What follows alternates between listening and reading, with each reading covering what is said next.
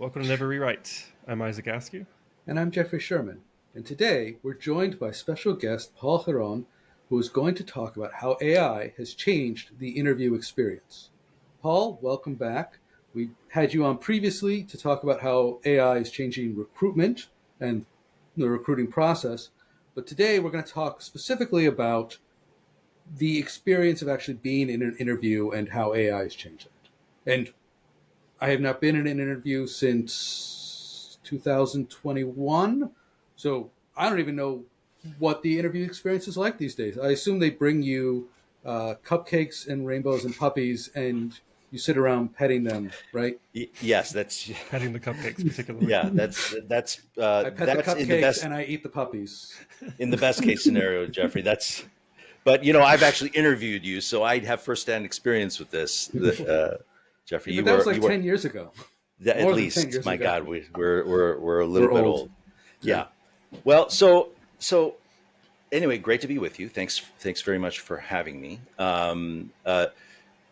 The the change of experience, I mean, from is really two-sided, right? One from the candidate who's interviewing, and the other one is how organizations, and namely the hiring team, a Mm-hmm. bunch of people from the product team that are interviewing a candidate may experience or leverage AI to do the things that they're doing.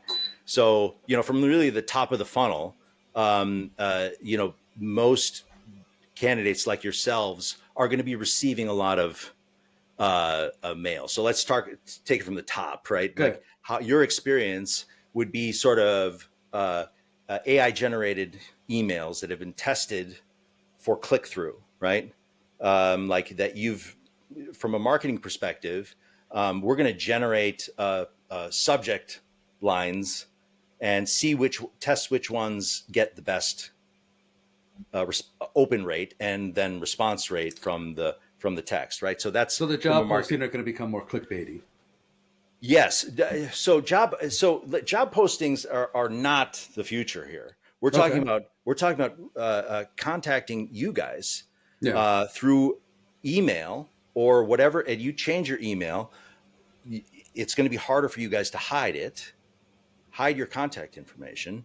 Do I want to do that?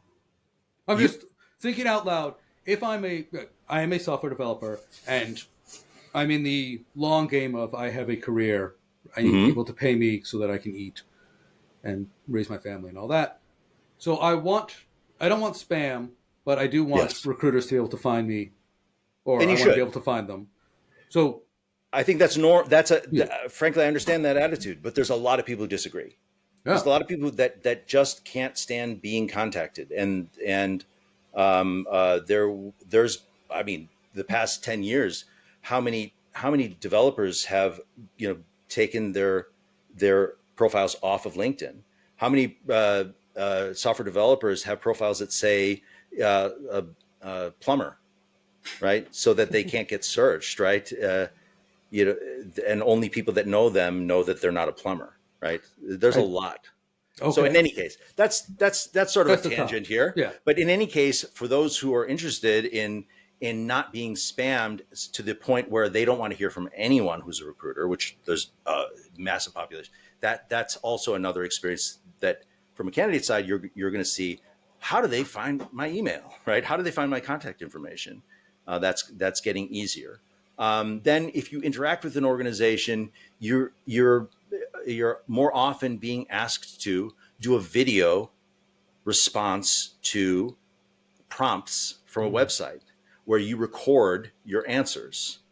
AI is I haven't seen that. So okay. tell me more So about this. So so it's a tech it's thing, or it's for organizations in general, but I think the last people that are going to see this is going to be software developers, but they're already doing some recording for software developers in terms of, and let's stick with that yeah, because really that's the most important thing. But that's our expect viewers. expect in the future that you will be expected to answer questions on video to prompts and not another human, because they are there's AI that's claiming to be able to read your tone, your word choices, Oof. and be able to, you know, rate the veracity of your answers, or if you're uncomfortable, you know, in any way, or if there's something about your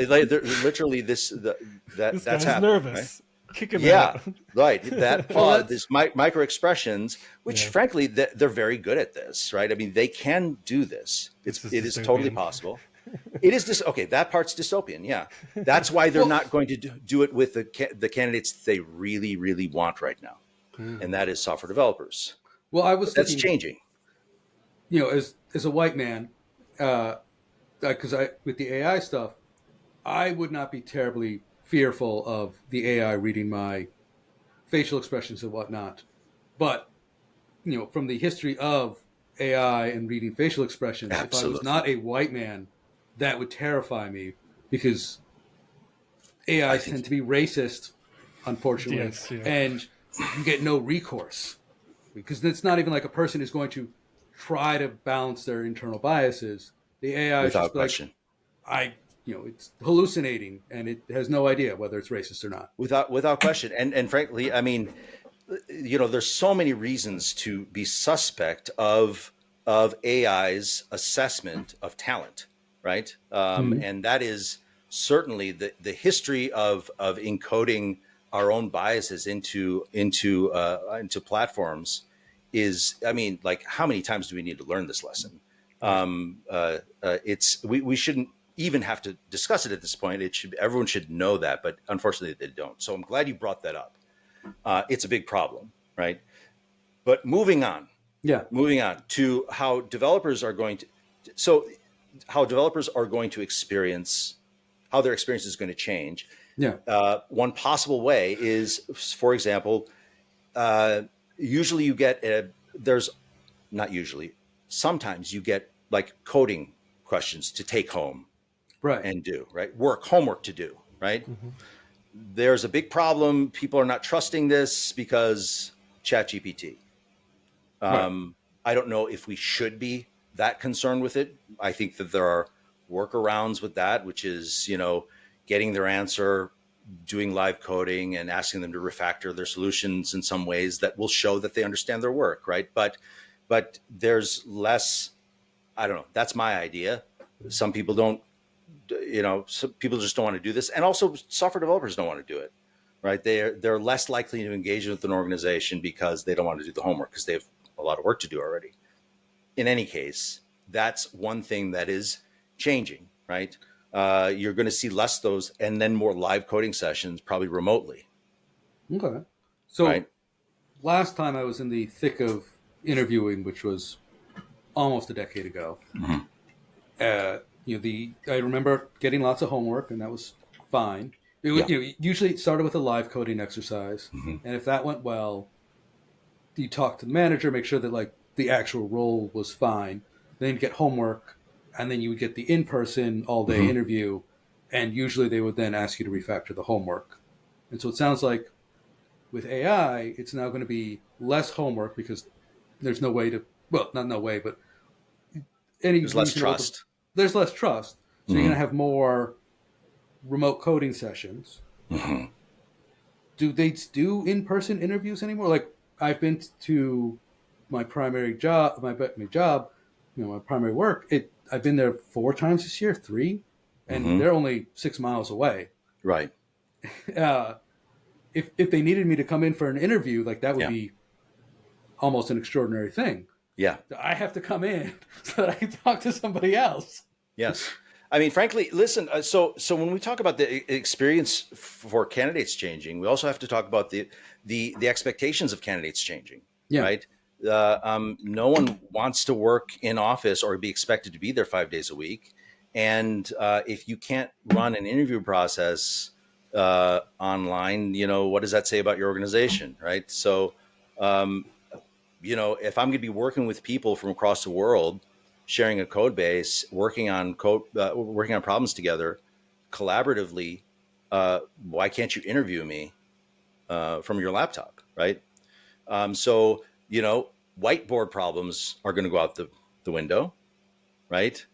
Um, That's interesting. So that's a shame because the thing that I thought would be Yeah. most effective at preventing someone from using AI to help them would be a whiteboard type exercise. But I Right. don't know how you would do it remotely. But Yeah. so I have never looked into it.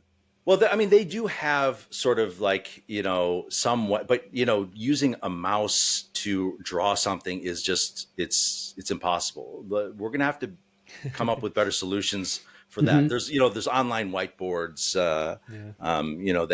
that you can use. I think CoderPad has something where you can write stuff. In any case. In my last interview, I actually had a whiteboard behind me, and I turned and used that in the interview. That's smart. And they liked it. They sent me an offer. That's the last one. I haven't needed the swap yet. Well, that's smart. And I mean, listen, I think that we're going to have to be a lot more creative around how we do this. And frankly, Isaac, I think you as a candidate, and if we're talking to technical people looking for jobs, if that's how you communicate best, make sure that you can do that in whatever tool that they're using. Make sure that you're controlling that to put your best foot forward. And if it's visually with a whiteboard, do that. So, but in any case, that's going to suffer. That's an interesting idea. Like if maybe it's like, it's on me to maybe ask, like if I have an interview scheduled, hey, how does the interview normally go down? What kind of software do you use? Or, that way I can actually be prepared to, code in my best way, or have the best tools already set up, or get well versed in whatever whiteboard virtual software they've got, so I can do it faster and not be struggling to kind of click and drag and connect boxes and stuff like that while people are watching me. That's kind of a, and then you're just sweating more, and that's a terrible experience. But then the AI reads my face and sees the sweat. Yes, that's right, exactly. And it's going red alert. I'm just thinking outside the box of this, but like if you wanted to show your commitment to the candidate, a cheap easel, and they've got these giant white sticky notes that you like, hey, we're going to do some remote whiteboarding exercises. Here's an easel and a pad of paper that you're going to use as your whiteboard, and we're going to send it to you. It's like probably $30. You could send it from Amazon. Actually, that would at least show a commitment to a candidate. Like, hey, here's $30 of actual cash that we're sending to your house to show that we're committed to this interview.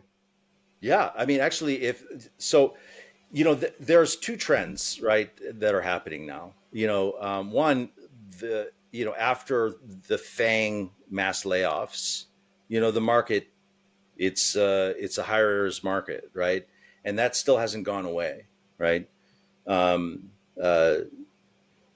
So interest rates are still high. And companies are not making, talent investments right now, even though there's record profits, whatever. That's not going to change immediately. So that,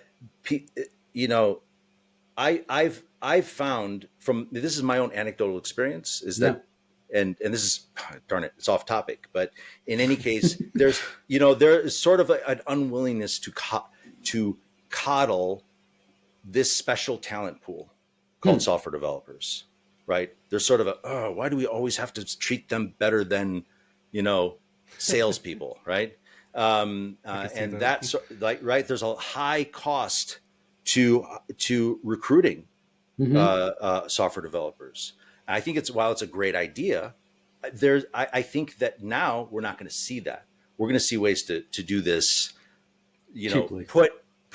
Put software developers in with, sales managers, and, share the same process. That's sort of the trends right now. So when we're talking about how are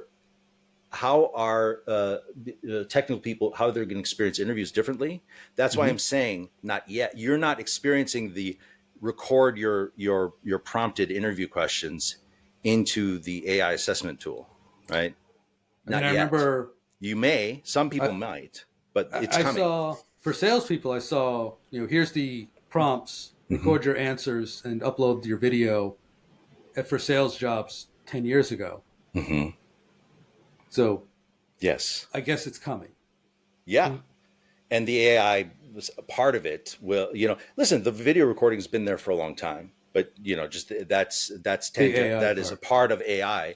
And then, and then there's there's back to the coding problems. Now, CoderPad has, they're sort of doing assessments of the coding style and the appropriateness and the efficiency of the solution, or rather the complexity, big O notation, all that stuff. It can supposedly figure out, right?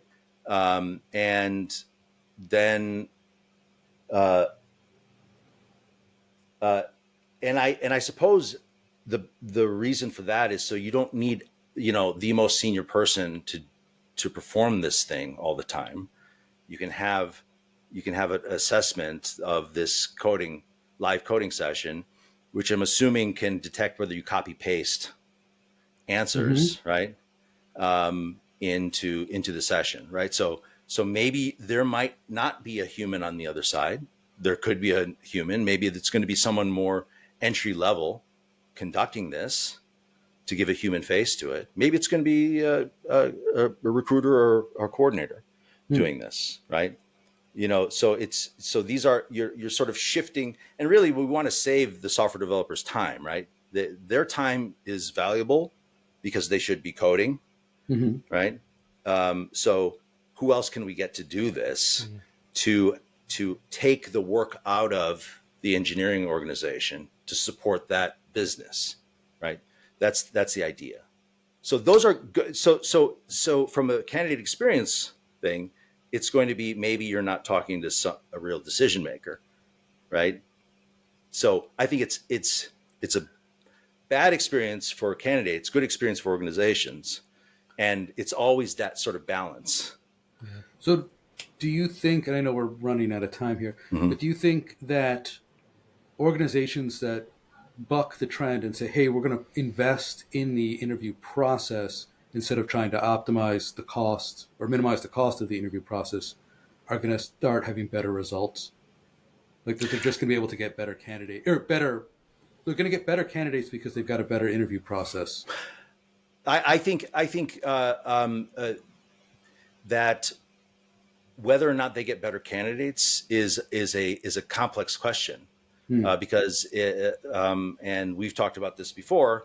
Do we even know what better means? But what we will have are employees, or whether or not they get hired or not, that think, wow, that's a great organization.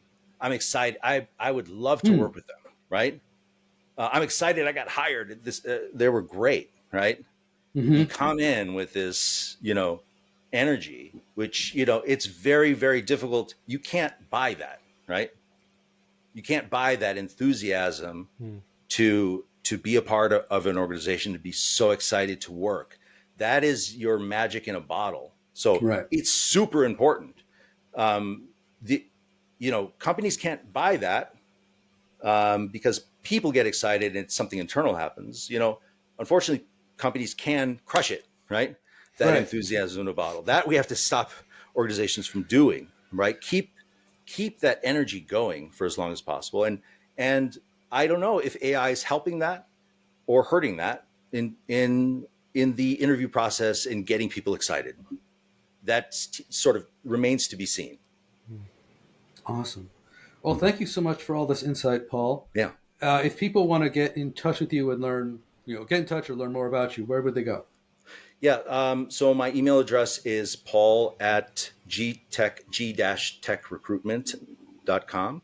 And my LinkedIn is /Paul, PPGIRON. You can find me there. And hopefully it'll be in the show notes. Awesome. Yeah. Thank you all for listening. I'm Jeffrey Sherman. And I'm Isaac Askew, and this is Never Rewrite.